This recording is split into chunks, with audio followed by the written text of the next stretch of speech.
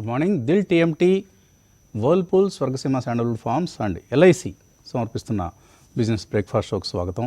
Global cues ఈ morning వీక్గా కనిపిస్తున్నాయి. Hang Seng is down 1.2%. GIFT Nifty సూచిస్తుంది స్వల్పంగా వీక్నెస్తో కూడినటువంటి ఒక ఓపెనింగ్ను, ఇంప్లైడ్ ఓపెనింగ్ మేబీ నిన్నట్లాగానే 20-30 పాయింట్ల వీక్ ఓపెనింగ్ను సూచిస్తోంది. యుఎస్ మార్కెట్స్ కూడా లాస్ట్ నైట్ నష్టాలతో ముగిశాయి. ఎందుకంటే జియో పొలిటికల్ అన్సర్టెనిటీ కారణంగా అక్కడ విక్స్ కూడా 13% పెరిగింది, సిబిఓఈ విక్స్. అండ్ 3 ప్రధాన ఇండెక్స్లు నష్టాలతో ముగిశాయి యుఎస్కి సంబంధించినటువంటి. ట్రంప్ బాబాయ్ నిన్న ఇరాన్ మీద చాలా తీవ్రమైనటువంటి వ్యాఖ్యలు చేశారు. సో అయాతుల్లా ఖమేనీ ఎవరైతే సుప్రీం లీడర్ ఆఫ్ ఇరాన్ ఉన్నారో ఆయన్ను ఖతం చేసే ప్లాన్ ప్రస్తుతానికి లేదు, కానీ మేము ఎప్పుడైనా ఆయన్ని ఖతం చేయొచ్చు, అదంతా కూడా మా చేతుల్లో ఉంది. మేము ఎప్పుడు కావాలంటే అప్పుడు ఈ ఇరాన్ సుప్రీం లీడర్ని ఖతం చేయగలం. ఇరాన్ ఇప్పుడు బేషరతుగా ఆత్మసమర్పణ చేసుకోవాలి, అన్కండిషనల్ సరెండర్ అనేది ఆయన డొనాల్డ్ ట్రంప్ చేసినటువంటి ప్రకటన. ఇరాన్ సంబంధించిన స్కైలైన్ అంటే ఏదైతే ఉపరితల భాగం మొత్తం కూడా మా అధీనంలో ఉంది, అక్కడ ఆకాశాన్ని మేము ఆక్రమించేసాం అన్న పద్ధతిలో డొనాల్డ్ ట్రంప్ ప్రకటనలు చేశారు. దీంతో మళ్ళీ జియో పొలిటికల్ కన్సర్న్స్ కలవరం. 6వ రోజు వరుసగా యుద్ధం జరుగుతోంది అక్కడ ఇజ్రాయెల్ ఇరాన్ మధ్య. ఇది ఇరాన్ యుఎస్ఏ యుద్ధం. ఇది ఇజ్రాయెల్ అనేది కేవలం ఒక సెకండ్ లాగా మధ్యలో అడ్డం పెట్టుకున్నటువంటి వైఖరి. ఇజ్రాయెల్ని సెకండ్తో కంపేర్ చేయకూడదు అనుకోండి, బట్ స్టిల్ అలా ఇజ్రాయెల్ని అడ్డం పెట్టుకొని యుఎస్ఏ చేస్తున్నటువంటి యుద్ధం ఇది ఇరాన్తో. కాబట్టి ట్రంప్ బెదిరింపులు చూస్తుంటే పెద్దగా ఆశ్చర్యమేం లేదు, అవాక్కు కూడా కానవసరం లేదు. ఆయన వైఖరి మనందరికీ తెలిసిందే, మొండి వైఖరి. అది ట్రేడ్ వార్ అయినా ఇటువంటి రియల్ వార్ అయినా కూడా ఆయన వైఖరి, ఆయన ప్రకటనలు ఇలాగే కొనసాగుతాయి. సో క్రూడ్ ప్రైసెస్ మీద దృష్టి పెట్టాలి ఇప్పుడు మనం. క్రూడ్ ప్రైసెస్ $70 నుంచి 78 వరకు ఒక దశలో వెళ్ళి ఇప్పుడు $76 దగ్గర మనకు కనిపిస్తున్నాయి, 76-77 మధ్యలో. కాబట్టి క్రూడ్ ప్రైసెస్ మీదే ప్రస్తుతానికి. అండ్ ట్రంప్ ప్రకటనలు ఎలాగూ ఆయన ప్రకటనలకు ఆధారంగానే ఆయిల్ ప్రైసెస్ మూవ్ అవుతూ ఉంటాయి. కాబట్టి నిన్న S&P 500 0.84% క్షీణించింది. డాలర్ ఇండెక్స్ పెరిగింది, మళ్ళీ 99 దాకా వెళ్ళింది. ఇప్పుడు బ్రెంట్ క్రూడ్ అరౌండ్ 76.5 దగ్గర మనకు కనిపిస్తోంది. సో యుఎస్ ఇరాన్కి సమీపంలో మరిన్ని మిలిటరీ అసెట్స్ను డిప్లాయ్ చేస్తోంది. నిన్న మార్నింగ్ అనుకున్నాం 2 ఎయిర్ క్రాఫ్ట్ క్యారియర్స్ని మోహరించిందని. అండ్ నేషనల్ సెక్యూరిటీ టీంతో కూడా ట్రంప్ సమావేశం అయ్యారు. ఎగ్జాక్ట్ ప్లాన్ ఏంటో అనేది ఇంకా ప్రపంచానికి తెలియదు. ఈరోజు FOMC డెసిషన్ వస్తుంది night. Fed chairperson Jerome Powell press conference కూడా ఉంటుంది. సో ఎటువంటి ప్రకటనలు చేస్తారు? వడ్డీ రేట్లు అయితే బహుశా ఆయన టచ్ చేయకపోవచ్చు, తాకకపోవచ్చు, కానీ టారిఫ్ విపరీతంగా పెరిగాయి. ట్రంప్ వచ్చిన సమయానికి 3% ఉన్న యావరేజ్ టారిఫ్స్ ఇప్పుడు 13% పెరిగాయి. ఇంకా ఎక్కడికి పెరుగుతాయో ఏమవుతాయో తెలియదు. అండ్ అక్కడ వచ్చిన మే నెల రిటైల్ సేల్స్ మ్యాక్రో డేటా అంచనాల కంటే తక్కువగా వచ్చింది. కాబట్టి ఒక వీక్నెస్ అనేది మనకు ప్రపంచ ఆర్థిక వ్యవస్థలో ప్రవేశించింది. ఇది ఇంకా కొనసాగే అవకాశం ఉంది, ఇంకా బలపడుతుందేమో తెలియదు ఈ వీక్నెస్. కాబట్టి కొంత కేర్ఫుల్గా ఉండాల్సిన సమయం ఇది. అండ్ రీసెంట్ హై ఏదైతే ఉందో నిఫ్టీకి సంబంధించి నిన్న 20-డే మూవింగ్ యావరేజ్ మార్నింగ్ కూడా మాట్లాడుకున్నాం, 24,841. అక్కడ దగ్గరలోనే క్లోజ్ అయింది 24,853 దగ్గర. సో రెసిస్టెన్స్ వచ్చేసి 24,982 రీసెంట్ హై. 25,000 దగ్గరకు వచ్చినప్పుడు నిఫ్టీ జిటరీగా అయిపోతుంది. సో ఇక్కడ ఇవాళ ఎకనామిక్ టైమ్స్ మార్కెట్స్ పేజ్లో కూడా Nifty 25,000 ceiling that makes the D street edge అనే ఒక వార్త వచ్చింది, ప్రధానమైన వార్త. సో 25,200 అనేది ఒక పెద్ద రెసిస్టెన్స్గా మారింది. దీన్ని అధిగమిస్తుందా లేదా అనేది మనకు ఈ గ్లోబల్ డెవలప్మెంట్స్ ఆధారంగానే ఉంటుంది. ఎందుకంటే మనం ఒక మంచి పాలసీ ఆర్బీఐ మానిటరీ పాలసీని చూసిన తర్వాత బ్యాంక్ నిఫ్టీ ఆల్ టైమ్ హైకి వెళ్ళిపోయింది, నిఫ్టీ 25,200 దగ్గరికి వెళ్ళిపోయింది. కానీ అక్కడి నుంచి మళ్ళీ వెనక్కి రావాల్సి వచ్చింది because of the geo political issues. So ఒక మంచి డ్రీమ్ రన్ కొనసాగే సమయంలో బ్రేక్ పడింది. సరే, ఏం చేయలేం దీనికి. ఇక యాక్షన్ అయితే స్టాక్ స్పెసిఫిక్గానే ఉంటుంది. నిన్న కూడా చూసాం మనం ఎఫ్ఐఎస్ డిఐఎస్ బిహేవియర్ 1600 కోట్లు సుమారుగా 1500 కోట్లు, రెండు ఫిగర్స్ కనిపిస్తున్నాయి ఇక్కడ. 1483 ఒకటి కనిపిస్తుంది, 1616 ఒకటి కనిపిస్తుంది. సరే, వాట్ ఎవర్ ఇట్ ఈస్, నిన్న నెట్ బయర్స్గా ఉన్నారు ఎఫ్ఐఎస్. డిఐఎస్ 7800 crores సుమారుగా కొనుగోలు చేశారు, ఆర్ 8200 crores. ఇక్కడ కూడా రెండు ఫిగర్స్ కనిపిస్తున్నాయి.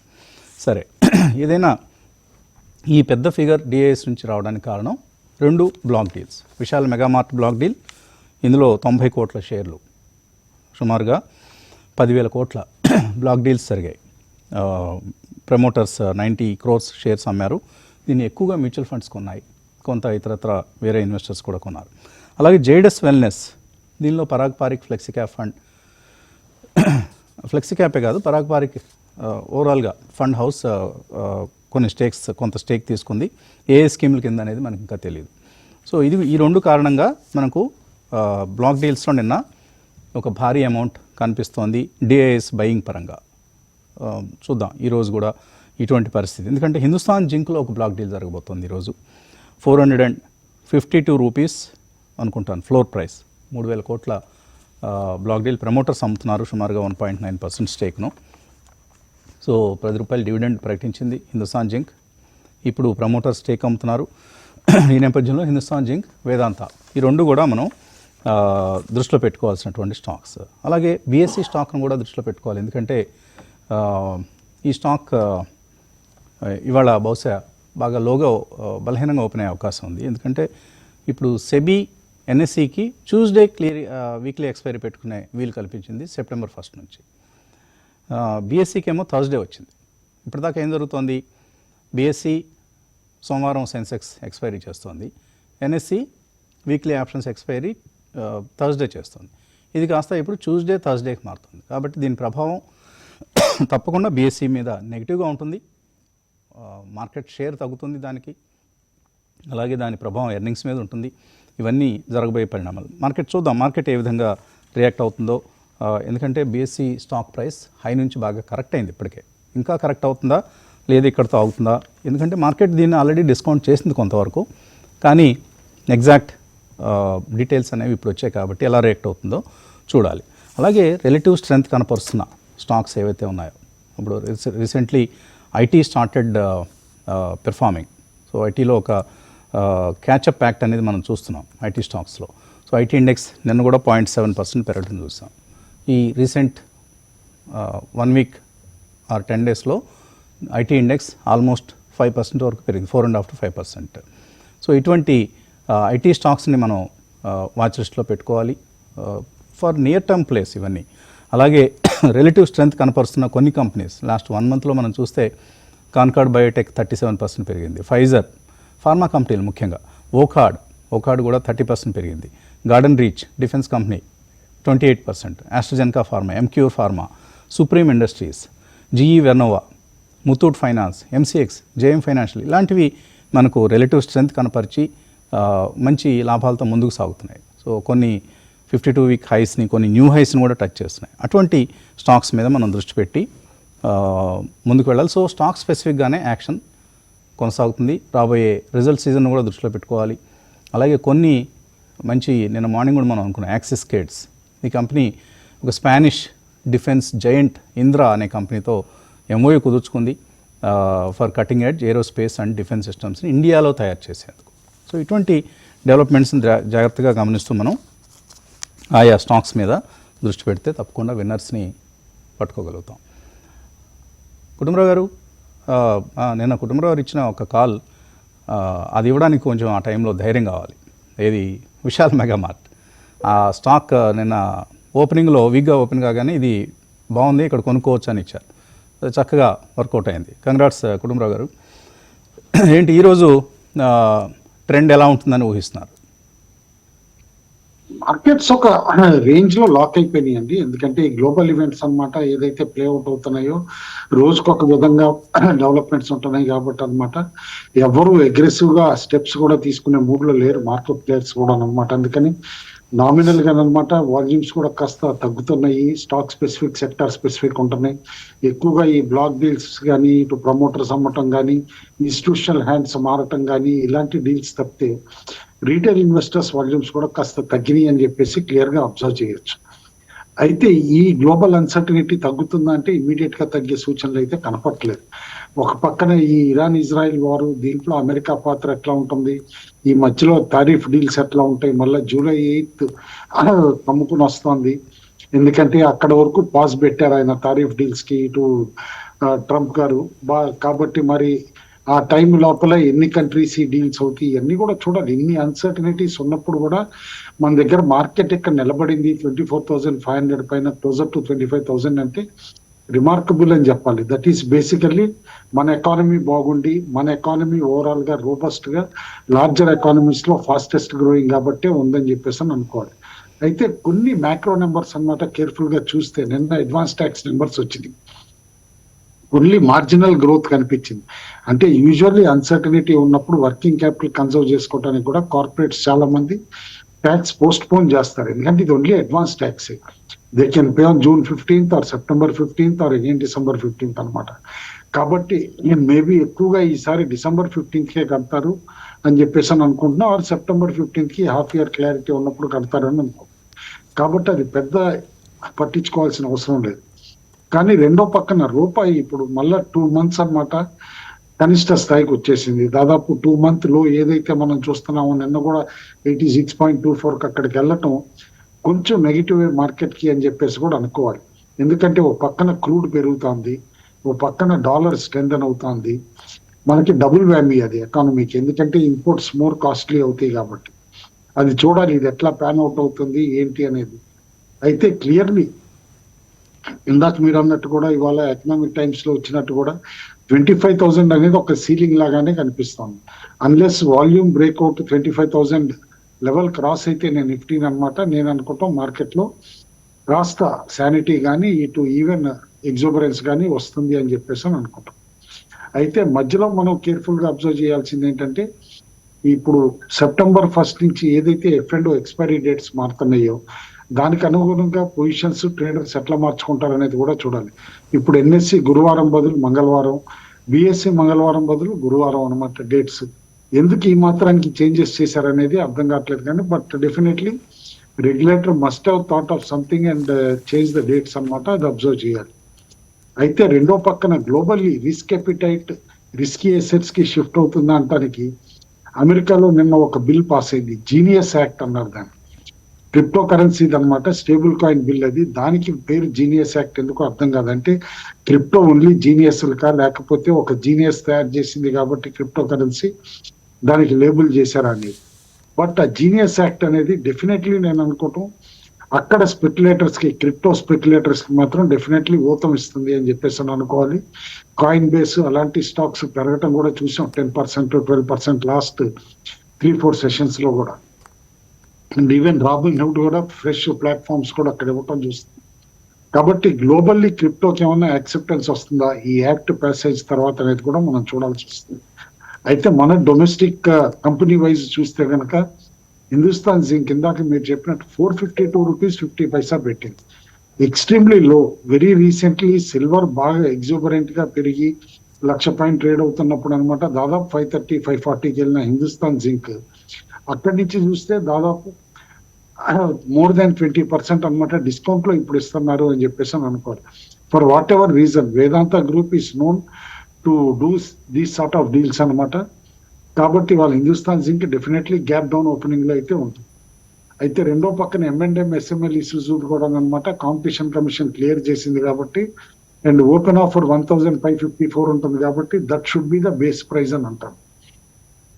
అండ్ ఇప్పుడు కేబుల్ ఇండస్ట్రీలో కాంపిటీషన్ పెరుగుతుంది, మనం చూసాం అదానీస్, బిర్లాస్ అందరు కూడా ఎంటర్ అయిన తర్వాత అనమాట.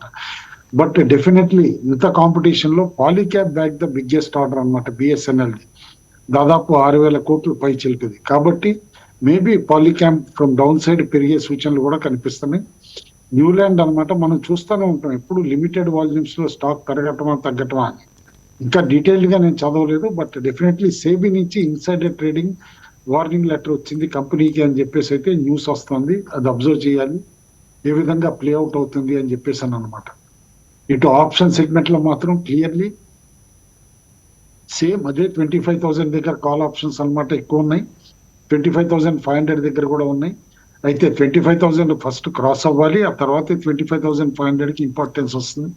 లేకపోతే అన్వైండింగ్ కూడా స్టార్ట్ అయిపోతుంది 25,500 కాల్ ఆప్షన్స్ ది ఇవాళ నుంచి అని చెప్పేసి అన్నాం. నిన్న కాషియస్ గానే చెప్పాం మనం 25,000 పుట్ ఆప్షన్ కొనమని. పెద్దగా రిటర్న్స్ రాకపోయినా కూడా లాస్ అయితే రాలేదు. ఓన్లీ థింగ్ ఏంటంటే ఓన్లీ 10-15% రిటర్న్స్ ఇచ్చింది. End of the day market week గా క్లోజ్ అవుట్ ఉంటుంది. ఇవాళ ఓపెనింగ్ అయిన తర్వాత ట్రెండ్ ఎట్లా ఉంటుంది అనేది గేజ్ చేసి అప్పుడు చెప్పడం జరుగుతుంది. పుట్ లో మాత్రం 24,500 అండ్ 24,000 దగ్గరే పుట్ ఆప్షన్స్ ఎక్కువగా పైలప్ అయి ఉన్నాయి. పెద్ద చేంజెస్ లేవన్నమాట. చూడాలి మార్కెట్ ఈ వారం ఎట్లా ప్లే అవుట్ అవుతుంది అనేది.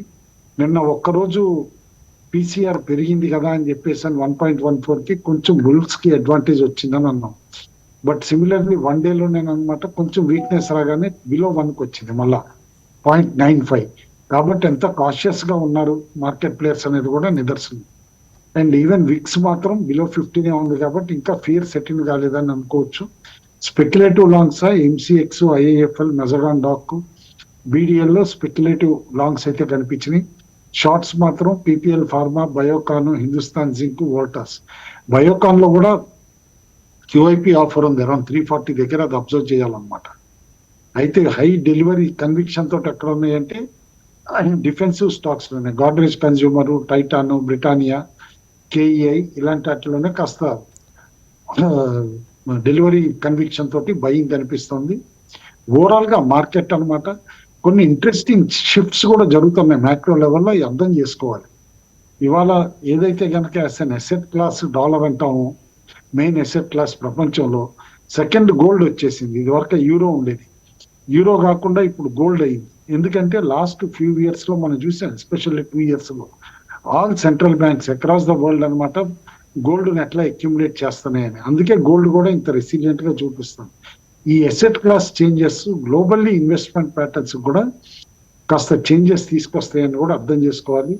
మన దగ్గర షార్ట్ టర్మ్ లో మాత్రం మార్కెట్స్ ఈ రేంజ్ లో ఉంటాయి కాబట్టి కాషియస్ గా ట్రేడ్ చేయమంట. But look out for opportunities, good opportunities ఇప్పుడు కూడా ఉన్నాయి మార్కెట్ లో. బట్ ఓన్లీ థింగ్ ఏంటంటే హోంవర్క్ చేసుకోవాలి.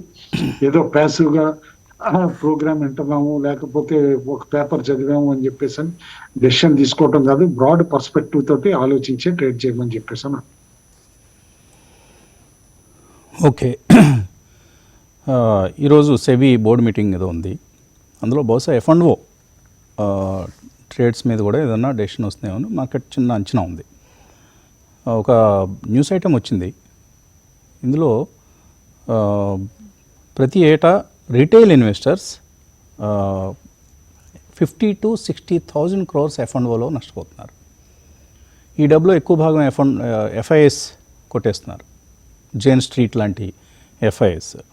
సో 50,000 to 60,000 crores చాలా పెద్ద మొత్తం ఇది. దీన్ని ఒక్కొక్కళ్ళకి మేబీ 50,000 లక్షల నష్టమే కనపడవచ్చు. ఆన్ అన్ యావరేజ్ 50,000 రూపీస్ అట ప్రతి F&O ట్రేడర్. 93%, ఇంకా ఎక్కువే ఉంటుంది, 99% రావండి రిటైల్ ఇన్వెస్టర్స్కి డబ్బులు F&Oలో. సో దయచేసి జాగ్రత్తగా ఉండండి. F&Oని మనం ఎక్కువగా ఈ కార్యక్రమంలో ఎంకరేజ్ చేయం. ఎప్పుడన్నా మన ఎక్స్పర్ట్స్ ఇచ్చే కాల్స్ తప్పకుండా అందులో 90% ఆర్ 95% వర్కౌట్ అవుతాయి. అందుకనే ఆ కాల్స్ ఇవ్వటం అంత. Otherwise we generally don't encourage. మనం వర్క్షాప్స్లో కూడా చాలామంది F&O మీద మాకు చెప్పండి అంటారు. చెప్తారు, థియరీ బాగానే ఉంటుంది, కానీ ప్రాక్టికల్గా ఇంప్లిమెంట్ చేయడంలో అనేక రకాలైనటువంటి ఇబ్బందులు ఉంటాయి. అనుభవం లేకపోవటం, నాలెడ్జ్ ఉన్నా కూడా ఎమోషన్ని కంట్రోల్ చేసుకోలేకపోవటం, సరైన ట్రేడ్ మెకానిజం అంటే ఉదాహరణకి స్టాప్ లాస్ లాంటివి ఎంత మాత్రం పెట్టకపోవటం, పెట్టినా అవి సరిగా పెట్టకపోవటం, ఇలా రకరకాల కారణాలతో నష్టపోతున్నారు. కేర్ఫుల్గా ఉండండి, ఇన్వెస్ట్ చేయండి. వీలైనంత వరకు ఇన్వెస్ట్మెంట్ మీదే దృష్టి పెట్టండి. Fundamentals or technicals whatever ఏది ఫాలో అయినా తప్పలేదు, కానీ ఫోకస్ ఆన్ ఇన్వెస్ట్మెంట్స్.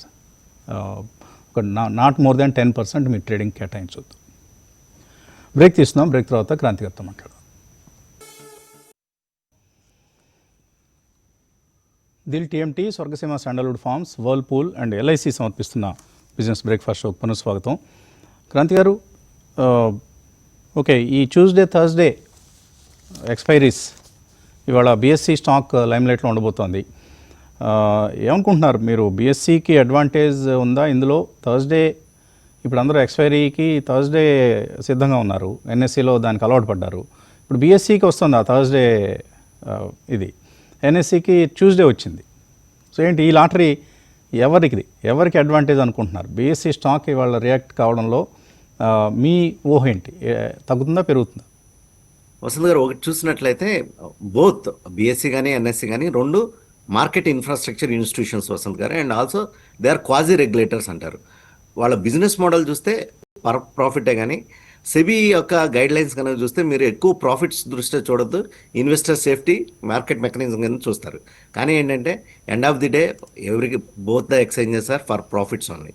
సో ఈ లైన్లో బీఎస్సీ చూస్ చేసుకుంది థర్స్డే. నెక్స్ట్ వచ్చేసేసి బీఎస్సీకి ఒక అడ్వాంటేజ్ ఇప్పుడు ఏది కనపడుతుందంటే, ఏదైతే ఈ డెరివేటివ్ ట్రేడర్స్ అందరూ హ్యాబిచ్యుయేట్ అయి ఉన్నారో ద థర్స్డే ఫ్యాక్టర్ అనేది, ఆ అడ్వాంటేజ్ బీఎస్సీకి వెళ్ళబోతుంది వస్తుంది గారు. నెక్స్ట్ మన ఎన్ఎస్సీ కనుక చూసినట్లయితే ఎవరైతే ట్రేడర్స్ హిస్టారికల్గా ఉన్నారో లాస్ట్ 10-15 ఇయర్స్ నుంచి, they got habituated to Thursday, వాళ్ళు ఇప్పుడు ట్యూస్డేకి మూవ్ అవుతున్నారు. అంటే ఒక 3 days మళ్ళీ వెనక్కి వస్తున్నారు. కానీ ఎన్ఎస్సీ యొక్క కామెంటరీ కనుక చూస్తే లేదు మా యొక్క వాల్యూమ్స్, మా యొక్క మార్కెట్ షేర్ ఫామ్గానే ఉండడానికి అవకాశం ఉందని బోత్ ద ఎక్స్చేంజెస్ చాలా స్ట్రాంగ్గా కమ్యూనికేషన్ ఇస్తున్నారు. వీకెండ్లో ఎలాగోలా అప్పు సప్పు చేసి ట్యూస్డేకి రెడీ అవుతారా ఇక్కడ నుంచి? మన వాళ్ళు డబ్బులు పోగొట్టుకోవడం కానీ వచ్చేది ఉండదు కదా. సో వీకెండ్ అంతా కష్టపడి ఏదో ఒక విధంగా అప్పు లేకపోతే మరొకటి తాకట్లు ఇవన్నీ పెట్టి తీసుకొచ్చి డబ్బులు ట్యూస్డే పోగొట్టుకోవడానికి రెడీ అవుతారేమో. సో ఎన్ఎస్సీ కూడా అడ్వాంటేజ్ ఉంది ఇందులో. ఎన్ఎస్సీ కూడా that's what they are telling Vasant garu. Okay, మాకు ట్యూస్డేకి మూవ్ అవడంతో మాకు అడ్వాంటేజ్ ఉంది. యాక్చువల్గా సెబీ ఎర్లియర్ గైడ్ లైన్స్ ప్రకారం మండే ఇచ్చింది వసంత్ గారు, బట్ వాళ్ళు they opted for again NSC అడిగింది మండే కోసం, బట్ సెబీ మండేకి ఒప్పుకోలేదు. So they move to Tuesday అనమాట. సో ఓవరాల్గా చూడాలి వసంత్ గారు, ఎండ్ ఆఫ్ ది డే ఏంటంటే డెరివేటివ్స్ అనేది జీరో సమ్ గేమ్. అంటే జీరో సమ్ గేమ్ అంటే నాకు ప్రాఫిట్ వస్తుందంటే వేరే వాళ్ళు లాస్ అవుతున్నారని. సో ఆ రిస్క్ తీసుకుని డెరివేటివ్స్లోకి వస్తారు. ఓవరాల్గా అయితే వస్తుంది గారు, ఇంకా సెన్సెక్స్ డెరివేటివ్ అనేది ఇంకా పాపులర్ అవ్వలేదు రిటైల్ ఇన్వెస్టర్స్ దగ్గర. ఇంకా స్టిల్ ఇట్ ఈజ్, ఇప్పుడు వాల్యూమ్స్ ఎక్కడి నుంచి వస్తున్నాయి అంటే ప్రొపరేటరీ ట్రేడింగ్స్ నుంచి వాల్యూమ్స్ వస్తున్నాయి. అంటే బాగా ఇన్ఫార్మ్డ్ ఇన్స్టిట్యూషనల్ డెస్క్స్ ఎవరైతే ఉన్నారో వాళ్ళ దగ్గర నుంచి వాల్యూమ్స్ వస్తున్నాయి. ఇప్పుడు ఈ థర్స్డేకి సెన్సెక్స్ డెరివేటివ్స్ రావటం వలన రిటైల్లో ఏదైనా మంచి మూమెంటం వస్తుందా చూడాలి వసంత్ గారు. ఓవరాల్గా అయితే బీఎస్సీ స్టాక్ అయితే దీన్ని న్యూట్రల్గానే చూడాలి. It's fully priced in stock Vasant garu. Buy, sell or hold BSE? ప్రస్తుతానికైతే హోల్డ్ చేయమంటాను వసంత్ గారు. ఉన్నవి హోల్డ్ చేయొచ్చు. కొనాలనుకుంటే వసంత్ గారు ఎన్ఎస్సీ లిస్టింగ్ ఎంత లేట్ అయితే బీఎస్సీకి అంత మంచిది వసంత్ గారు. ఓకే, ఒకసారి ఎన్ఎస్సీ లిస్టింగ్ కనుక స్టార్ట్ అయితే కనుక మనీ ఫ్లో అంతా ఎన్ఎస్సీకి వస్తుంది. ఎందుకంటే ఎన్ఎస్సీ బోత్ క్యాష్ మార్కెట్లో కానీ మరియు డెరివేటివ్ మార్కెట్లో కానీ 90% మార్కెట్ లీడర్. రిమైనింగ్ 10%లోనే ప్రస్తుతం బీఎస్సీ ఉందన్నమాట. అందువల్ల NSC can be the favourite between NSC and BSc. సరే, అవి ఎలాగో దొరకడం లేదు ఈ గ్రే మార్కెట్లో. అన్లిస్టెడ్ మార్కెట్లో ఎన్ఎస్సీ షేర్లకు ఒక ఆర్టిఫిషియల్ షార్టేజ్ క్రియేట్ అయ్యింది. దొరుకుతున్నాయి, ఏదో చాలా ఎక్కువ రేట్ చెప్తున్నారు. బీఎస్సీకి అయితే 2400 దగ్గర ఇది ఇమ్మీడియట్ సపోర్ట్ కాదు, బాగా కింద 50-day మూవింగ్ యావరేజ్, అక్కడ సపోర్ట్ కనిపిస్తుంది. చూద్దాం ఈరోజు ఏ విధంగా రియాక్ట్ అవుతుందో BSc stock. One of the interesting stocks to watch. అలాగే హిందుస్థాన్ జింక్ కూడా మనం అనుకున్నాం ఎక్కడ ఓపెన్ అవుతుంది, బాగా లోవర్ ప్రైస్ దగ్గర ఫ్లోర్ ప్రైస్ నిర్ణయించారు కాబట్టి. బ్రేక్ తీసుకుందాం. బ్రేక్ తర్వాత ఇన్వెస్టర్స్ నుంచి మెయిల్స్ కాల్స్ తీసుకుందాం.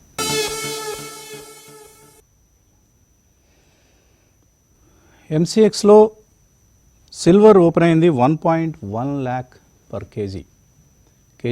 వెండి ధర 1.1 లక్షల 1,10,000 రూపాయలకు వచ్చింది.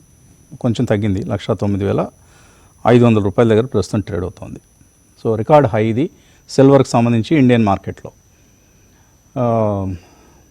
నెట్టెం అజయ్ మెయిల్ పంపించారు. ఎన్ఎస్సి షేర్లు గతంలో ఎప్పుడో 250 షేర్లు 1800 రూపాయలు కొన్నారట. ఇప్పుడు 2450 దగ్గర ఆఫర్ చేస్తున్నారట. సమ్ బ్రోకింగ్ కంపెనీస్ పేరు రాశారు కానీ మనము చెప్పొద్దు ఆ పేరు.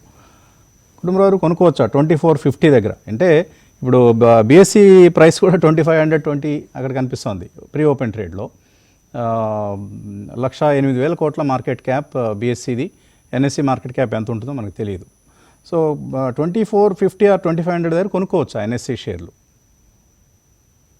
ఇప్పుడు ఒక్కటి వసంత్ గారు, ఇందాక బ్రేక్ లో క్రాంతి నేను కూడా డిస్కస్ చేస్తున్నాం. ఒక విధంగా బిఎస్సి వాల్యుయేషన్ చూస్తేనే ఇప్పుడు ప్రపంచంలో one of the highest PEs, highest కాదు, it is the highest PE. Many global exchanges are available at 1/3 BSE valuation ఇవాళ, ఇంక్లూడింగ్ షికాగో కానీ నాస్డాక్ కానీ ఇలాంటివన్నీ కూడా. మరి ఇంత ప్రీమియం వాల్యుయేషన్ సరే ఇండియా కదా అని చెప్పేసి అని అట్రిబ్యూట్ చేసినా సరే, నన్ను అడిగితే లిస్టింగ్ అయిన తర్వాత ఛాన్స్ తీసుకోవాలి కానీ ఇప్పుడు ఎందుకు తీసుకోవాలండి? ఎందుకంటే లిస్టింగ్ అయిన తర్వాత బిఎస్సి 80PE ఉంది కదా అని ఎన్ఎస్సి కూడా 80PEలో ట్రేడ్ చేయాలి అని అంటే ఆ ప్రీమియంలో వాల్యూమ్స్ ఎట్లా ఉంటాయి, ఆ ప్రీమియంలో ఫర్దర్ రిటర్న్స్ ఎట్లా ఉంటాయి, ఎంత మొనాపలీ స్టేటస్ అయినా రెండు ఎక్స్చేంజెస్. ఇన్ఫాక్ట్ బిఎస్సి కంటే ఇంకా ఎక్కువ పిఈ కమాండ్ చేయాలి ఎన్ఎస్సి, ఎందుకంటే మార్కెట్ షేర్ ఎక్కువ కాబట్టి. ఎక్కువ కాబట్టి అందుకని చెప్పేసి I would wait for a listing అండి గ్రే మార్కెట్ లో కొనటం కంటే కూడా. ఓకే, బాగా చౌకలో దొరికేది. దీనిలో సగం ప్రైస్ దొరికే ఒక టైంలో నాకు గుర్తుంది 1100-1200 రూపాయలు. ఇట్ వాస్ రియల్లీ చీప్ అండి. 6 months to 1 year బ్యాక్ అయితే ఇట్ వాస్ చీప్, డౌట్ లేదు. గ్రే మార్కెట్ లో ఇట్ వాస్ కొనటానికి వెరీ అట్రాక్టివ్ ఉండింది అనమాట. అప్పుడు చాలా మంది అడుగుతూ ఉండేవారు. అడుగుతూ ఉంటే కూడా లిస్టింగ్ ఎప్పుడు అవుతుందో తెలియదు కదా, అదొక్కటి సస్పెన్స్ పెట్టుకుని కొనాలంటే కొనొచ్చు అని చెప్పేవాడిని. బట్ యాజ్ ఆఫ్ నో ఇక లిస్టింగ్ దగ్గర పడింది కాబట్టి just wait for the listing అంటాను. Wait for the listing. Issue price ఇప్పుడున్న గ్రే మార్కెట్ అంటే అన్లిస్టెడ్ ప్రైస్ కంటే తక్కువలో నిర్ణయిస్తే నష్టపోవాల్సి వస్తుంది. లాక్ ఇన్ ఉంటుంది, ఇవన్నీ అన్సర్టనిటీస్ ఉంటాయి. సో బిఎస్సి అయితే 5.4% డౌన్ ప్రీ ఓపెన్ ట్రేడ్లో. చూద్దాం ట్రేడింగ్ ఓపెనింగ్ తర్వాత బిఎస్సి షేర్ ఏ విధంగా రియాక్ట్ అవుతుందో. కొంతమంది కాలర్స్ మెయిలర్స్ వెయిట్ చేస్తున్నారు. ఒక కాలర్ని తీసుకుందాం. హలో హలో, నమస్తే అండి, అడగండి సార్. గుడ్ మార్నింగ్ సార్, నా పేరు అనిల్ కుమార్ సార్, మెదక్ నుంచి కాల్ చేస్తున్నాను. మెదక్ అనిల్ కుమార్, అడగండి సార్. నా మార్చిప్స్ 165లో 1450 క్వాంటిటీ బై చేశాను సార్. ఇంకోటి ఎరిడా సార్ 258లో బై చేశాను సార్, 224 క్వాంటిటీ. ఓకే. లాపాల 345 83 క్వాంటిటీ బై చేశాను సార్. ఇది హోల్డ్ చేయొచ్చా సార్, మరి ఎగ్జిట్ గమ్మంటారు సార్? చేయొచ్చా లేదా? కుటుంబం మాస్టిప్ 200కి వెళ్తోంది, మళ్ళీ వెనక్కి వస్తుంది, మళ్ళీ వెళ్తోంది, మళ్ళీ వెనక్కి వస్తుంది, ఇలా ముందుకి వెనక్కి. కూడా ఒక రేంజ్ లో లాక్ అయిందండి, మనం కేర్ఫుల్ గా చూడొచ్చు. చాలా రోజులు అనమాట 140-150 మధ్యలో సపోర్ట్ తీసుకుని పైకి వెళ్ళటానికి చూసింది. మధ్యలో ఒక మినీ బ్రేక్అవుట్ లాగా 178 అక్కడ కనిపించింది కానీ వాల్యూమ్స్ తోటి. బట్ ఆ రేంజ్ లో లాక్ అయ్యి ఉంది. Closer to 150 it is a good bet only, depending upon the sector in which it is అనమాట as of now. Plus design అనమాట, పిఎల్ఐ స్కీమ్ ఏదైతే ఉందో అది డిజైన్ ఇన్సెంటివ్ స్కీమ్ లో కూడా ఉంది కాబట్టి నేను అనుకుంటున్నా at some point couple of decent results అంటే definitely stock can move by 100 rupees అనమాట. బట్ పేషెన్స్ కావాలి యాజ్ ఆఫ్ నో.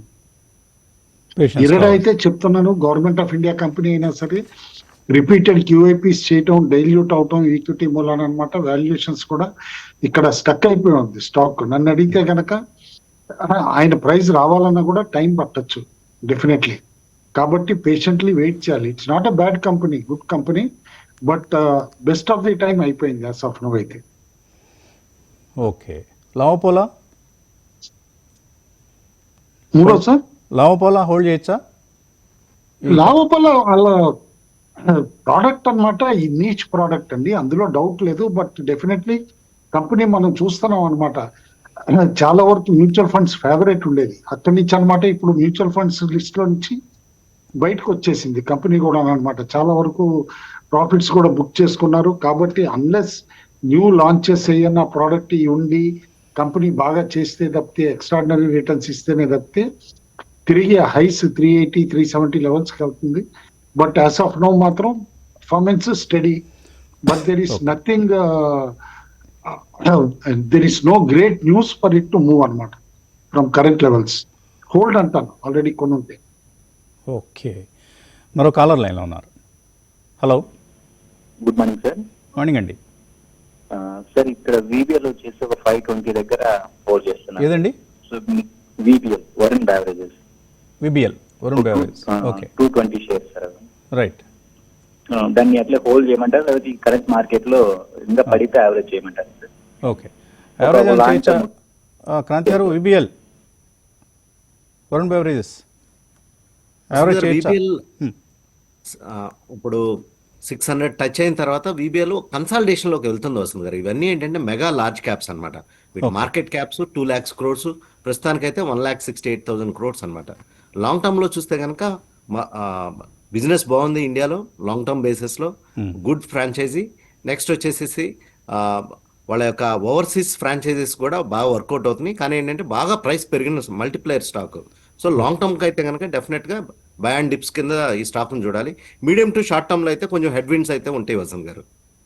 ఓకే, 1:1 నిష్పత్తిలో బీఎస్సీలో అడ్వాన్స్ డిక్లైన్స్ రేషియో కనిపిస్తుంది. మార్కెట్ వీక్గా ఓపెన్ అయింది. 55 పాయింట్ల నష్టం నిఫ్టీలో కనిపిస్తుంది. సెన్సెక్స్ 220 పాయింట్లు నష్టపోయింది. బ్యాంక్ నిఫ్టీ 130 పాయింట్లు నష్టపోయింది. ఎన్ఎస్సిలో ఓకే, నిఫ్టీలో మెజారిటీ నష్టాలతో ఓపెన్ అయ్యాయి. ఒక 10-12 స్టాక్స్ మినహాయిస్తే BSE is down just almost 1%.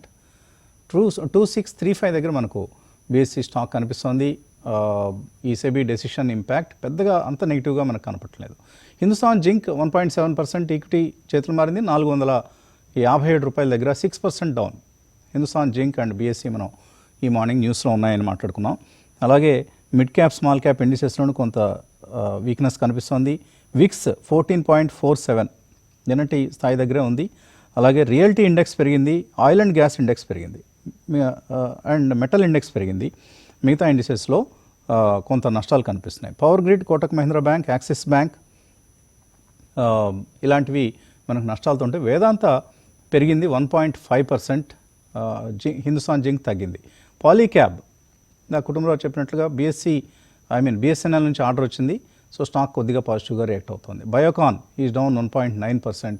Voltas is down 1.9%. ఇలాగ మనకు కనిపిస్తున్నాయి. సో స్టాక్ ఆఫ్ ది డేగా అనుకున్న బీఎస్సీ 1% డౌన్ అంతే. వోల్టాస్ 1.8% తగ్గి కనిపిస్తుంది. కొన్ని మిడ్ క్యాప్ మూవ్స్ ఏ విధంగా ఉన్నాయో చూద్దాం. టాప్ గెయినర్స్ లిస్ట్లో ఇండస్ఇండ్ బ్యాంక్ కనిపిస్తుంది, 2.7% పెరిగింది. ఎల్జీ ఎక్విప్మెంట్, మిందా, వేదాంత, అలాగే బంధన్ బ్యాంక్,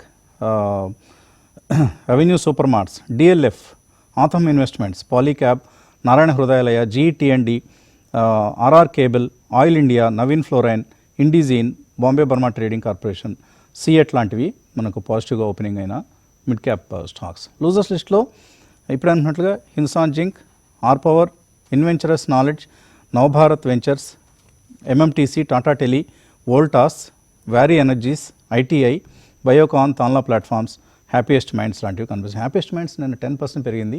ఇవాళ కొంత సెల్లింగ్ కనిపిస్తుంది. అలాగే స్కై గోల్డ్, హెచ్సిసి లాంటి కౌంటర్స్లో కూడా వీక్నెస్ అనేది మనకు కనిపిస్తుంది. అండ్ అడ్వాన్స్ డిక్లైన్స్ మరీ ముఖ్యంగా చూడాలి. ఇప్పుడు 1:2 నిష్పత్తులు అంటే అడ్వాన్సెస్ 1, డిక్లైన్స్ 2 నిష్పత్తిలో కనిపిస్తుంది.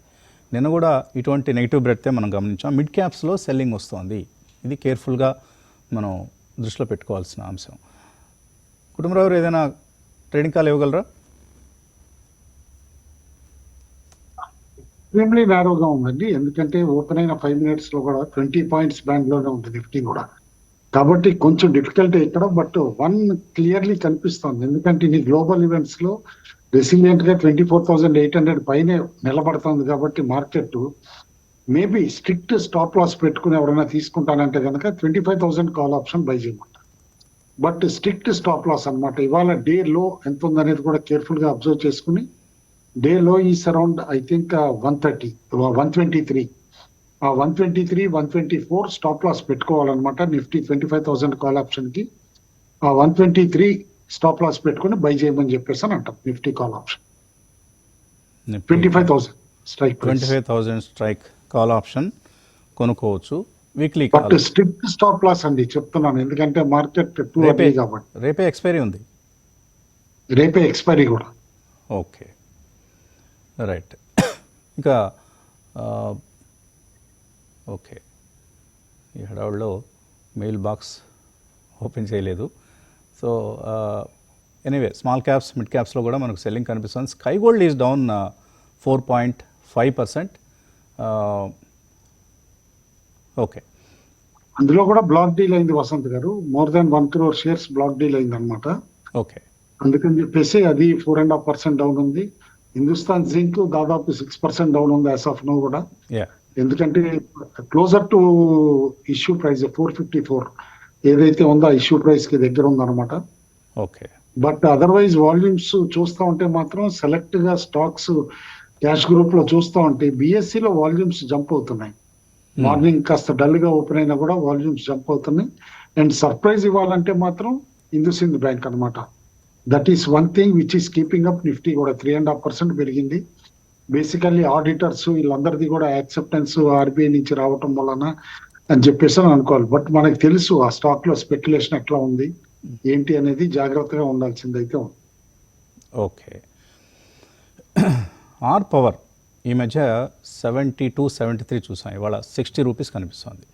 సో ఇటువంటి స్టాక్స్ ఏ విధంగా ప్రైస్ మూవ్స్ ఉంటాయనడానికి ఆర్ పవర్ ఒక ఉదాహరణ. అలాగే స్టెర్లైట్ టెక్నాలజీస్ డౌన్ 4.5%. ఈ స్టాక్ కూడా I think BSNL order expect చేసింది, వచ్చింది కొంత, మరి ఎక్కువ ఎక్స్పెక్ట్ చేస్తారో ఏంటో తెలీదు. Stock is down. అలాగే మెయిల్స్లో ఇక ఎగ్జికామ్ టెలి సిస్టమ్స్ ఉన్నాయట, 800 షేర్లు, యావరేజ్ ప్రైస్ 240 రూపాయలు. ఇప్పుడు ఇది ఏం చేయాలి? ఆర్డర్ బుక్ మంచి స్థాయిలో ఉంది, కొత్త ప్రాజెక్టులు కూడా వచ్చాయి, యావరేజ్ ఏమైనా చేయొచ్చా? వద్దండి, యావరేజ్ చేయొద్దు. కొంచెం పెరిగింది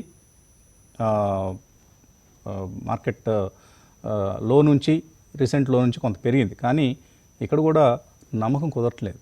ఎందుకంటే ఓవరాల్గా ఈవీ స్పేస్ అనుకున్న విధంగా గ్రో కావడం లేదు, అందులో ఎటువంటి సందేహం లేదు. కొన్ని కంపెనీలు అయితే ఓలా ఎలక్ట్రిక్ లాంటివి చాలా చాలా ఇబ్బందులు పడుతున్నాయి. అలాగే ఈవెన్ 4-వీలర్స్ సేల్స్ కూడా, ఈవీ సేల్స్ అనుకున్న విధంగా పికప్ కావట్లేదు. ఇవన్నీ ఇష్యూస్ ఉన్నాయి. ఈ పరిస్థితిలో ఛార్జింగ్ ఇన్ఫ్రాస్ట్రక్చర్ ప్రొవైడర్ ఎగ్జికామ్, మీరు నా అడ్వైజ్ అడిగారు కాబట్టి చెప్తున్నాను ఇందులో. ఒకప్పుడు మనం బుల్లిష్గా ఉన్నాం ఈ స్టాక్ గురించి, కానీ మారిన పరిస్థితులు, రిజల్ట్స్ మనకు డిసప్పాయింట్ చేయటం, ఈ కారణాలన్నింటితో ఇప్పుడు యావరేజ్ చేయొద్దు. ఉన్నవి హోల్డ్ చేయండి. మీరు 240 మరీ ఎక్కువలో కొనలేదు, అంతవరకు ఒక ఊరట కలిగించే అంశం అదొక్కటే. కాబట్టి ఉన్నది హోల్డ్ చేయండి. మీ ప్రైస్ వచ్చినప్పుడు అప్పుడు మళ్ళీ మాట్లాడుకుందాం మరొకసారి, 240 రూపాయలు వచ్చినప్పుడు. అనూప్ అట గిరి అడుగుతున్నారు, అనూప్ ఇంజనీరింగ్ అనుకుంటాను, 20% లాస్లో ఉన్నారు. క్రాంతి గారు ఏం చేయొచ్చు అనూప్ ఇంజనీరింగ్? ప్రస్తుతానికి అయితే హోల్డ్ చేయొచ్చు వస్తుంది గారు ఈ ప్రైస్ పాయింట్లో, ఎందుకంటే వీళ్ళకి కూడా కొంచెం ఎక్స్పోర్ట్ ఆర్డర్ ఉంది యుఎస్కి, కొంచెం ట్రేడ్ టారిఫ్ వరీస్ కూడా ఈ కంపెనీ మీద ఉంది. కానీ ఏంటంటే by and large it's a good company, fundamentals prospects అన్ని బాగానే ఉన్నాయి. He can hold on. బహుశా నెక్స్ట్ టైం మళ్ళీ ర్యాలీ ఏమైనా వచ్చినప్పుడు లైటన్ చేసుకోవాలంటే పొజిషన్ లైటన్ చేసుకోవచ్చు. 3,500 target is intact for this company. Chandrasekhar Kutumbarao, Anup Engineering ఇదివరకు నేను కూడా సజెస్ట్ చేశాను కాబట్టి అర్నింగ్స్ కాల్ ట్రాన్స్క్రిప్ట్ చూశానండి. చూస్తే కనుక definitely it is, I'm confident it will go back 3,000+ అయితే ఈజీగా వెళ్ళిపోతుంది స్టాక్ అని చెప్పేసి అని అంటున్నాను. హయ్యర్ లెవెల్స్ లో స్టక్ అయిన వాళ్ళు they can average also. Okay. Chandrashekar Raju అడుగుతున్నారు, ఐనాక్స్ విండ్ ఎనర్జీ 20 షేర్స్ కొందాం అనుకుంటున్నారట లాంగ్ టర్మ్ కోసం. మెర్జర్ ఉందట Inox Wind Energy, Inox Wind, ఈ నేపథ్యంలో కొనొచ్చా?